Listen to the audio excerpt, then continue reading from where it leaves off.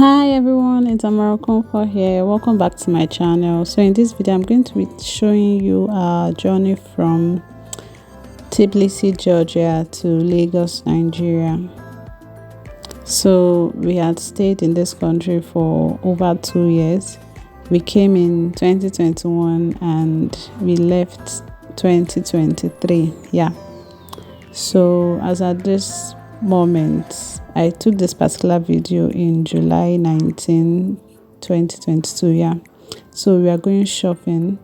So it's just a way to give you an idea of how life in Tbilisi, Georgia was for us. One of the things I liked about living in Tbilisi was the ease of doing life. Coming from Africa, from Nigeria, to be precise, Lagos, Nigeria, we had lived a life of, I would say, stress compared to what we met when we came to Georgia, right? So when I say stress, for instance, in Lagos, Nigeria, well, for the most part of Nigeria, you do not enjoy 24 hours power supply. So most times you would have to power your generator that was fueled with petrol, or for some people diesel. So there's a scenario of most evenings the generator sound, it makes a very loud noise. So imagine almost every day you having to buy fuel or gas to power your generator and also power your vehicle, and then you are your own security personnel for your own, as in when I say you are your own person, that is you are in charge of your own security, in that you just need to do so many things by yourself. The roads are not good in every area of the city. Some parts, let me say 40%. Am I being too harsh? Well, let's just say 50% part of the states where we live, the roads are good, 50% they are not good. So many things we are not making living in Lagos easy. So traveling to a country like Georgia actually gave us an idea of what it means to live a more stress-free life, where there was 24 hours power supply, where you're living, there's constant water supply, like water coming from the city, right? Gas coming from the city. So there's nothing like, okay, you having to carry your cooking cylinder to go and fill it up again. So whenever you get an apartment, it's connected to electricity, gas, and what again? So many things that you have to just do by yourself in Nigeria. Many things were just in a country like Georgia, they were taken care of. All you just need to do is to always pay your bills, monthly bills. Make sure you pay your light bill, your water bill, your gas bill. Just make sure you pay them to the utility company. And one of the things I liked about living in Georgia was that all these things could be done online. So there's an app where you can pay all these utilities, and then if you want to get an apartment either for rent or you want to buy, the information is online. You can easily confirm the owner of a property. And when you want to buy, you can actually tell the history of the company from a particular website. You can tell the original owner, who you sold it to, and so many things. So many things are actually like easy to do in Georgia rather. So these were the things that we enjoyed. There.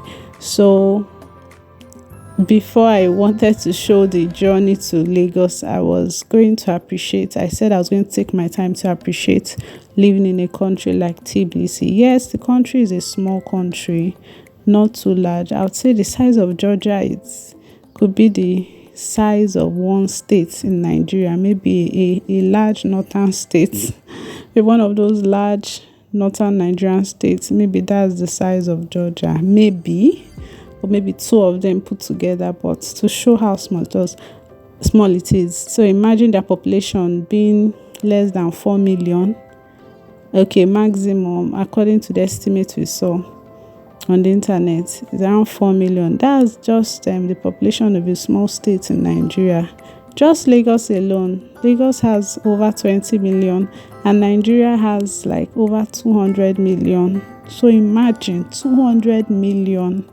We are coming from a country of 200 million, over 200 million population, to a country that has less than 4 million. So imagine.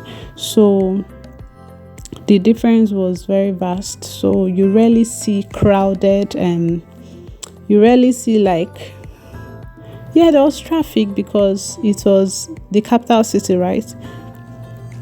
But you rarely see crowds or people jam-packed everywhere and all that. Even where you live, you can't just see crowds of people everywhere because population is not much. So there are a lot of things that we appreciated about living in Georgia. And then there are some things we saw that we didn't like. For instance, there's the disadvantage that a small country has. A small country could do not enjoy like that cost efficiency when it comes to buying goods and services. One of the things we enjoy in Nigeria is that because we have a large population, therefore we have a large market. So when imported goods comes, for instance, clothes and shoes, it's easy to get reasonably cheap clothes in Nigeria, already made, like brand new clothes in Nigeria, than a country like TBILISI, Georgia. Clothes were more expensive for us to buy from there because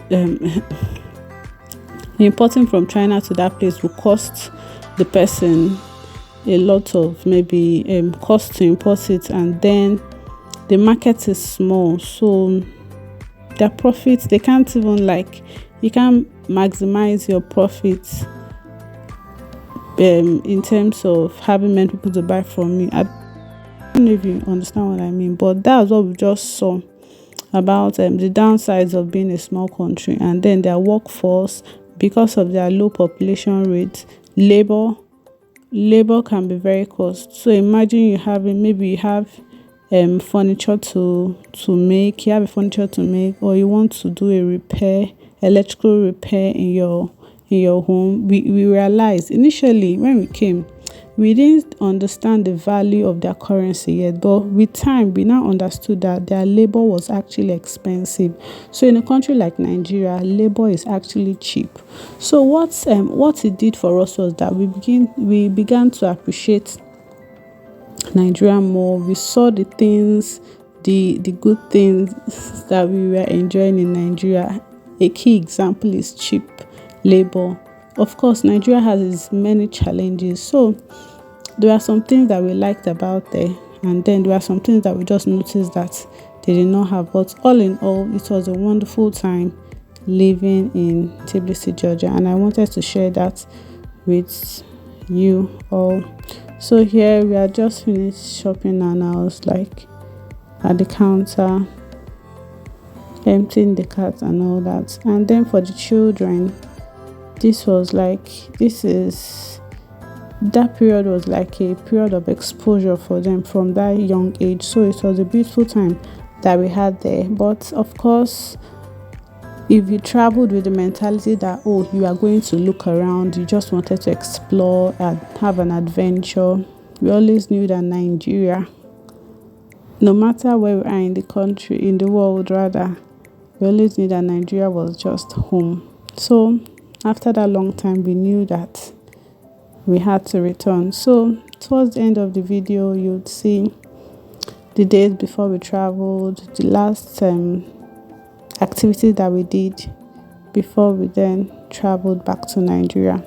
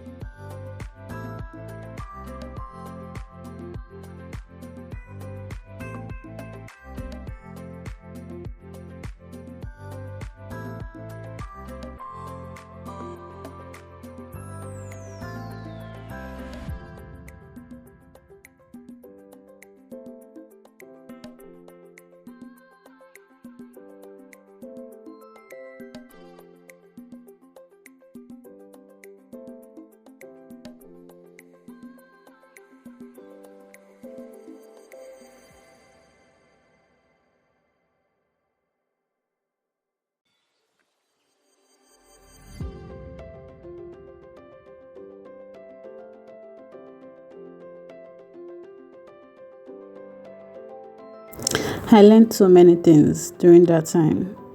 These are the things that I wasn't exposed to before when I was in Nigeria. I know about vegetables like this, but I learned how to preserve them in a better way. So in that video, I had used kitchen paper towel to wrap the parsley so that it will last more for me.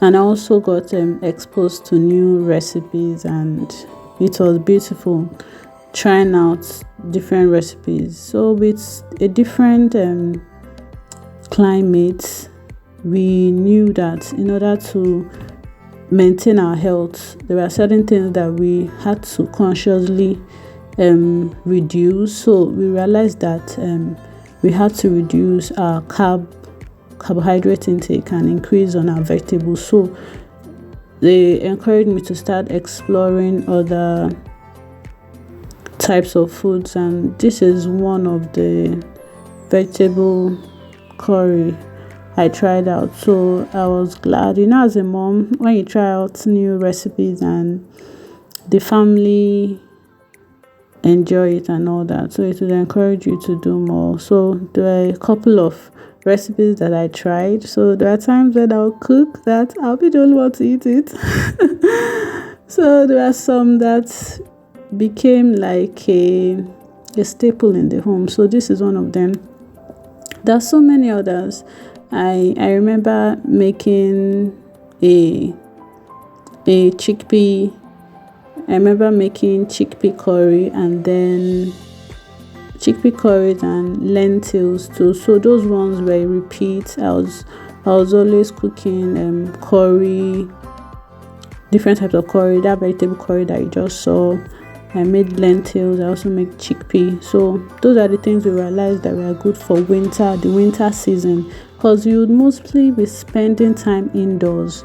So those times, the things that would benefit you are maybe fatty and then protein kind of food and less carbohydrates. So TBILISI taught me those things, and I was glad that I actually documented some of them. I documented some of these recipes, because spending a couple of months in Nigeria and I've just forgotten most of them. So it was good that I actually documented them.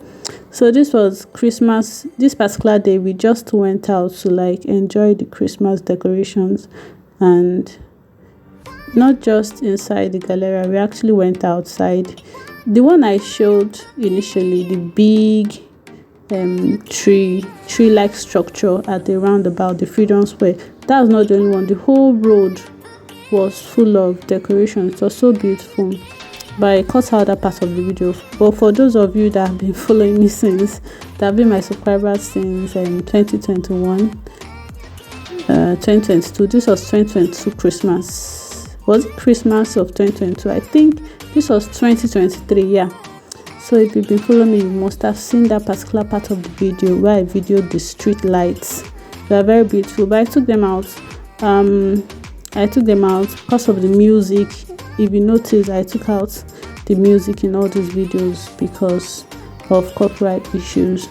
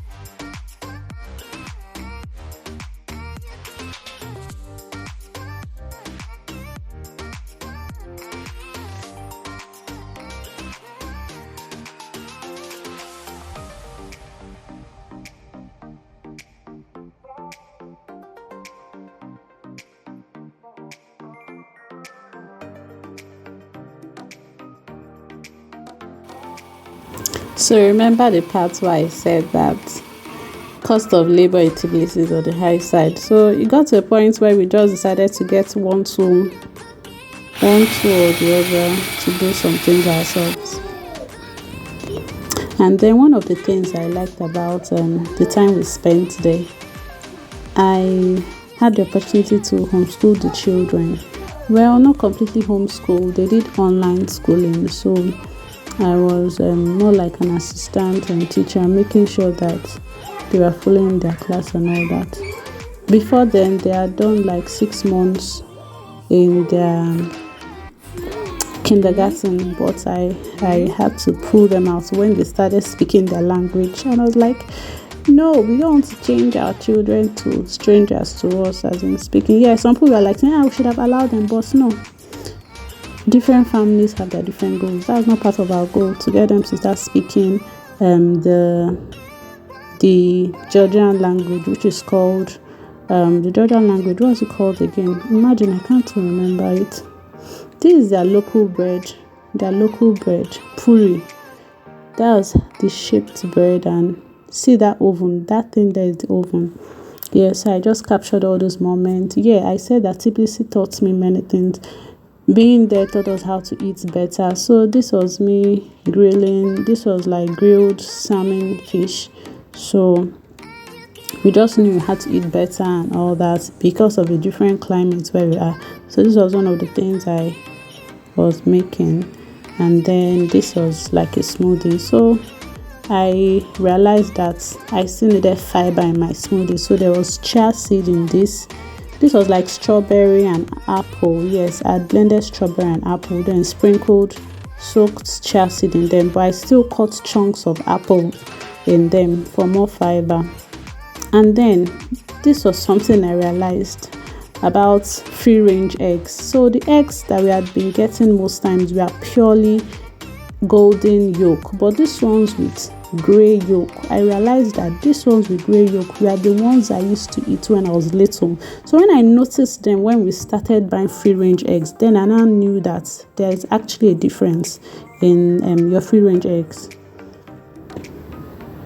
So these clips are just clips to show the different things, new things, all these things. I was not cooking them when I was in Lagos before that time, before 2021. Yeah, so these were like new things I started cooking, and I was like, I'm going to document some of them. Now this is something that could pass for your main meal. Yes, it's egg, but in order to make it more filling, you can add huge chunks of vegetables. This is something else I tried, granola, homemade granola with fruits in them. I also learned how to make my daughter's hair by myself, because making your hair in the abroad is not it was quite pricey, and so I just learned how to make her hair and my hair.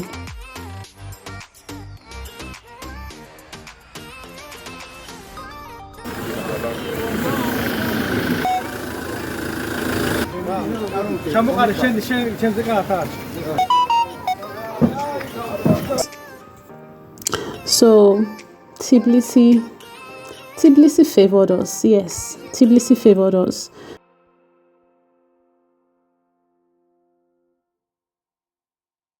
We paid for the apartment we got, so we bought it, and thankfully we were able to sell that property before we left. Yeah. So aside from that, it was a period where we really got exposed to different things, and it was beautiful. It was a time to learn. It was a period of education, adventure. So, and I appreciate the fact that I was able to document them, and that in the coming years, my children, as they grow older, they can watch these videos, and you, my subscribers, you have an idea of the journey, where I'm coming from. You understand? Yeah. So this was us. 2 days. Yes, this particular day was 2 days to our flight to Lagos, Nigeria. And truth be told, as at this moment, I had not started packing. We just wanted to go to the airport to like confirm that we can actually book our flight online. We just wanted to be sure, right, that's what we were doing was correct. And this was also the airport that day, 2 days to the day we'll be leaving Georgia. And I had not started packing, so imagine. So a lot of things, I did not cover many things like packing and all that. This was on our way back home. It was already in the night. This was their bus. We're already going back home, so there were many things I didn't cover on getting ready for our trip back to Lagos. And this was the next day. We are going to do our final shopping. If you can notice, like, I was stressed up already, like so many things. See my daughter's hair, losing their hair, planning to the plan was for both of us to go and make her hair, but this person that was supposed to make her hair is a student, and as at that time I think I didn't book her on time, so she didn't even make her hair. So this was how we came back to Lagos from the abroad with that hair. That's it though. In life everything is not perfect, but as at that point in time, that was not even my business. Like, seriously, we were just making do what we had. I'm so happy. Yeah, I've got to those. So today is going to be our last day in Georgia, TBILISI, Georgia. And we came to East Point, Carrefour. That's now stop. We came to East Point, Carrefour to get some things, and we realized that we have a couple of points left. So we decided to use those points to get some footwears, and we are so happy that we didn't lose all those points, that we were able to get something. Like, we are so happy. So we realized we still have like 5 Larry left. The points amounted to like 75 Larry, and we got things worth 70 Larry. Those footwears I showed you in that other clip. It's remaining 5 Larry, and we decided to get something else. This was the day of our flight. Imagine, our flight was for 10 p.m. I think 10 p.m. and this was the daytime. We still went out for evangelism.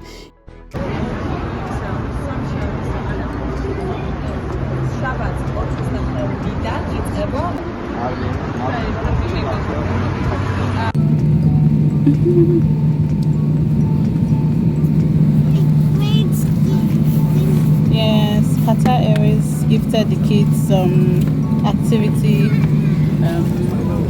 some things to keep them busy, and it's beautiful.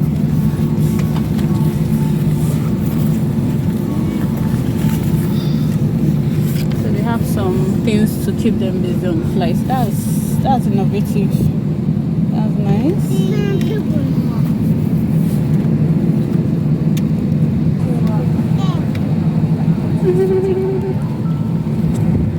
This is me.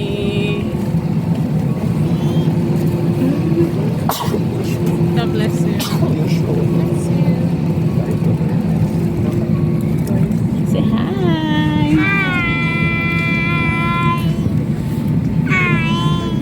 Let me now tell you what happened during our first flight. So the total journey was around over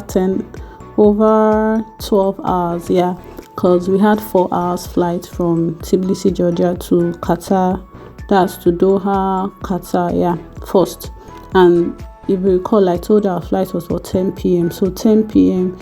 to like 2 a.m., right? And we almost missed our flight. Like, it was kind of it was so funny, guys. It was so funny because we had excess luggage, you understand. We had bought a lot of things to settle in Tbilisi, right? So trying to pack, I just had one day to pack. Many things were going on at the same time. Like, we were trying to sell our apartment before leaving, so when we now sold it, so everything happened fast. We had to now fix a date because we have been wanting to leave, right? But it was the selling of the apartment that was holding us. So when we now sold it, we had a brief time to leave the apartment, so we didn't want to start looking for another apartment to now arrange ourselves to leave the country. So we just said, okay, we've sold it, we've given the person the dates when we are vacating the apartment, yeah. And so the packing was a rush, and that resulted to packing excess, some unnecessary things. So when we got to the airport, they were like, oh, excess luggage, you had to pay for it. My husband was like, what? Pay for it? Okay. And then he really wanted to pack many things. I was telling him we don't need to, but everything was so fast. So when we got there, they were like, excess luggage, you had to pay. So we had to dispose of some things. We gave out some things some people needed. As in, of course, people didn't need it, like nobody was begging for things on airport, right? But we just like some new items, we'll just be like, we'll just give them, okay, like a belt. I can remember giving a belt to two men that we saw. It was new and they took it. Some things we just had to put it in the dustbin there at the airport. So that was what we were doing those the period before the flight. Like the flight was literally waiting for us. Everybody had boarded. We were the last people that boarded because of it. So I didn't even have time to do all these pictures, all these videos before flight and all that. We didn't have time for that. So that first 4 hours of the flight, the first leg of the flight, I didn't even cover much. This was the second leg, which was going to be like 7 hours from Doha to Lagos. And it was a peaceful flight. It was a beautiful flight, thankfully. We're grateful to God for the wonderful time we spent in Georgia and giving us a safe trip. And then that first flight from TBILISI to Doha was a wonderful time. I spent that time praising, thanking God, praying, and really I had an encounter. Like it was so beautiful, like that you are praying when you're on air, when you're on a flight, and it was really beautiful. It was really beautiful. So guys, enjoy the rest of the video. If you watched this video to this very point in time and you're yet to subscribe, kindly do that. Like this video, smash the like button, subscribe to the channel.